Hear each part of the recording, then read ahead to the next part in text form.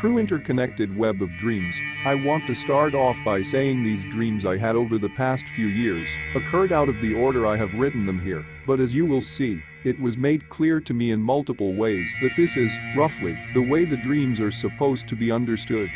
In a chronological sense. Secondly, I want to say that some details may be missing or altered from the original dream. This is because most of them happened at least more than a year ago, so for one thing, my memory is bound to mess at least some of this up, and for another, I read a study once explaining a theory that no past event in your life is exactly how you remember it. Anyway, without further ado, my web of connected dreams.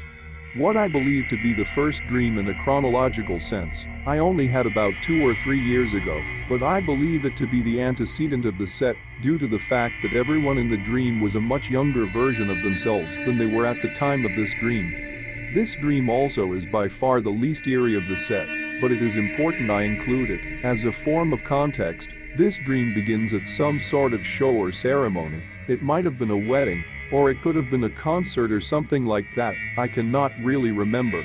Mostly because it hardly had any relevance to the dream itself. Anyway, this show took place on a stage basically in the middle of a grassy field, with no end in sight, nothing on the horizon, just endless barrenness. Everyone at this show was related to me, my family, my cousins, my grandparents. Even great-grandparents took up the entire audience, and I never saw who was on the actual stage. While the parents and elders were sitting on blankets in front of the stage, watching the show, my cousins, 2 of them, my second cousins, 3, my brothers, 2, and I were behind the stage playing some sort of game, like tag or something. We all noticed that about a quarter mile away, there was some type of stone shed-like structure. Our curiosity got the best of us, and we decided to take a visit. There was no door on this structure, and it was only about 7 meters wide and 10 meters tall, or something like that. We observed it from all angles, and my brother noticed that at one of the bottom vertices had a large hole that appeared to open up into some kind of even larger tunnel. This tunnel was at least 10 meters tall and wide, so, once again, we decided to explore. At this point, my second cousins were taken back to the show by their parents. It was now just me, my cousins, and my brothers. After a few minutes of unsuccessfully trying to convince my second cousin's parents to let them stay, the rest of us turned back to the tunnel and noticed that one of my first cousins, who I will call Tom for the sake of his privacy, had already ran inside. We were all like 5 years old in the dream, so the sort of move made sense. We realized we needed to go find him, so without hesitation, we headed into the tunnel. That is where the first dream ends. This next one happened a good 5 years ago, or so. I know it takes place next because the same people were present. Tom was still missing, and we had just entered the tunnels. We could still see the entrance light. We walked for a while, and eventually it got dim. But scattered throughout the tunnel were torches on the walls. We came to an intersection between 2 paths, and decided to split up. Me and my youngest brother, who I will call John, went right, and my other cousin and other brother, who I will call Lucy and Steve, went left. John and I walked for at least an hour, through a plenty of twists and turns. The tunnel slowly got a lot deeper into the ground, and we eventually came to another intersection. We decided that the best idea would be to stick together, so we just both went left together. There was a sharp turn, like 80 degrees, with a strong source of light coming from around the bend. We slowly peeked around the bend and saw this strange sort of creature. It seemed to be at least 7 feet tall, and it seemed to have the same type of features as a human would, just slightly distorted and unproportional. It was made of some sort of dark material. I can only describe its skin by saying it appeared to be made of some type of root. The last main feature of this thing was the source of the light. Its neck appeared to split into 2 roots, and those roots separated, and them came back together to form the same basic proportion to the rest of its body as a head would. Between these 2 roots was some type of orb, which cast a very bright light onto the walls of the tunnel, and was the only possible way to see. As there were no more torches, one of its hands were free, but the other one was holding some kind of small box by a handle. It did not see us, as it appeared to be walking in the opposite direction from us, but it seemed to hear us as it began to turn around. Before John and I ran the other direction, We obviously did not want anything to do with this thing. We arrived back at the intersection, and this time went the other possible direction. That was where the dream ended. The next dream I am pretty sure comes next in the story because it begins just as John and I are walking into the other possible tunnel path. And we're still talking about the creature we had just seen. This other path had a few torches, so we could see slightly better. This tunnel led into a very large open area, at least the size of a baseball stadium. We were pretty deep, but it expanded to the surface and had holes in the top with sunlight shining through, so it was fairly bright. On the other side of this opening were my parents. Strange. Since they were watching the show, Lucy and Steve, this meant that most likely, all the pathways eventually led to this room. John and I ran our way over to the others, and they were sitting in old wooden chairs around a large rock, flat enough to be used as a table. We talked for a while, trying to figure out what was going on. John said at one point, "I'm hungry, did anyone bring snacks?" My dad pointed over to an area where someone appeared to be selling food.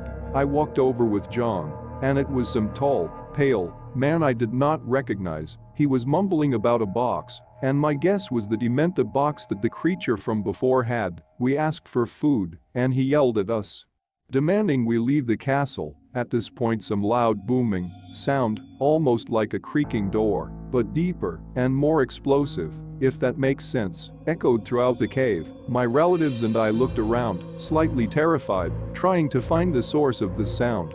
And the pale man whimpered and ran into one of the tunnels. John and I ran back to the others at the table, and that's where that dream ended.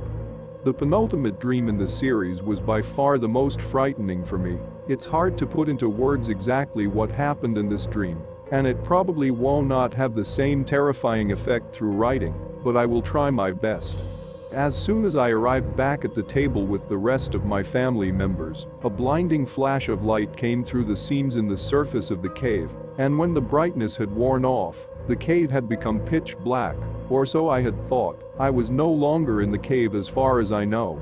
I could have been in some void for all I can tell. All I know for sure is that I could not see anything, pitch black, with faint fog blocking me from seeing anything more than a few feet from me. I walked around for a moment, calling for my parents. Suddenly, another one of those creatures came running at me out from the fog, scaring me out of my wits, and just before colliding with me, disappeared into a cloud of smoke. A few moments later this happened again, but the creature made some sort of muffled yelling noise. The yelling sounded almost human, as if a human was trapped under the roots the monster was composed of.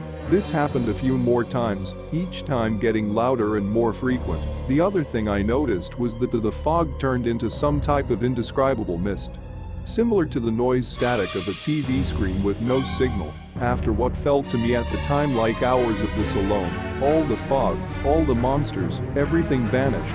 I was in the dark again, unable to see anything, except for a small box in the distance, a small box with a handle. I knew from looking at it that it was the one the first monster had. It seemed to have some glow emitting from it. I started to walk over to it. I started hearing faint whispers, saying something like, "The cure." The closer I got to the box, the more repetitive and louder they became. They seemed to overlap each other by the time I had reached the box. I reached down to grab it, and I heard the same booming echo I had heard before in the cave. It was definitely louder this time though. I also saw a bright flash of light, and that is where the dream ended. The final dream of the series is actually the first nightmare I ever had in my entire life. Now I place it here at the end, and you will see why in a moment, but I honestly do not have any idea where this dream places in a storyline sense. I do not recommend reading into this dream to try and figure out what it all means. It will only give you a headache, as it did for me. Without further ado, my final dream. The dream starts off on regular planet Earth, a strange setting considering all the other dreams. I was in Tom's neighborhood, and I was on my way to his house. I had the box in my right hand, and it had a note taped on top labeled Tom. As I approached his house, I noticed birthday balloons, so I knew it was Tom's birthday. I appeared to be the first one to arrive though, since there were no other cars around the house other than his parents. I walked behind the house to the back door, and Tom's mother answered and asked me to come inside. I walked past her, and Tom was behind her. This is where this dream became a nightmare for me. I saw Tom, and there was obviously something very wrong with him. He was slightly hunched over, but just enough to look slightly inhumane. The other problem was that his face had some strange texture. The best way I can describe this texture is that it appeared to have the same texture as the surface of a human brain. I could make out eyes, a mouth, a nose, ears, and all other facial features, but he was bald and had this strange texture. As soon as I saw him, the whole area around us turned into the foggy, dark surrounding as the last dream. Instead of visual static, I could hear the static in my head. I heard Tom say, in a very low, quavering, clearly fearful voice, "There's something wrong." My eyes seemed to sort of lock in onto his deranged face.